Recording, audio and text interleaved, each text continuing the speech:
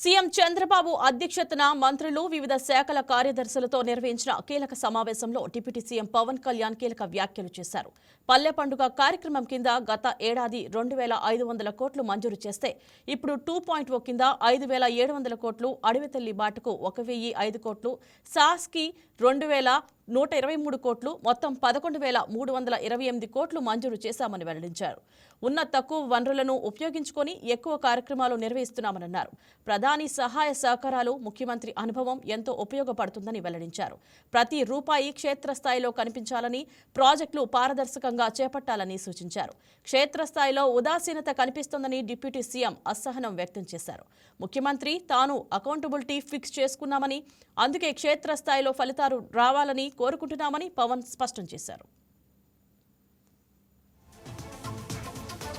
నరేంద్ర మోదీ గారి సహకారం, వారి కమిటెడ్ లీడర్షిప్, అలాగే ఒక గౌరవ ముఖ్యమంత్రి నారా చంద్రబాబు నాయుడు గారి అనుభవం, ఈ ప్రోగ్రామ్స్ అన్నీ క్షేత్రస్థాయిలో దీని రిజల్ట్స్ చూడాలని మేము అందరం పనిచేస్తూ ఉన్నాం.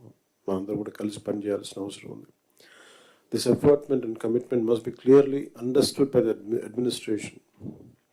When funds are arranged with such difficulty and responsibility, there can be no excuse for failure in implementation. Every rupee must be translated into visible outcomes on the ground. Officers at all levels must ensure that funds are made available and projects should be executed efficiently, transparently and within timelines without any delay. ప్రత్యేకించి ఈ మధ్యన గౌరవ ముఖ్యమంత్రి గారి దృష్టి కూడా తీసుకొస్తాం. క్షేత్రస్థాయిలో కొంత ఉదాసీనత ఉంది అందరికి.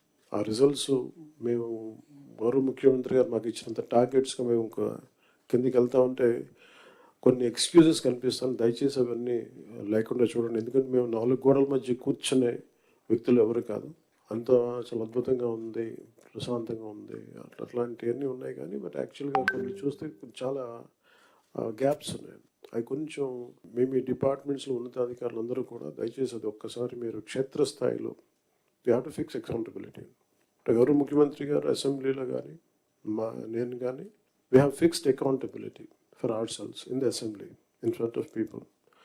So I request you all, make sure that accountability should be fixed, including the last employee to the topmost official also. Otherwise, this would be very difficult to see the tangible results at a grassroots level.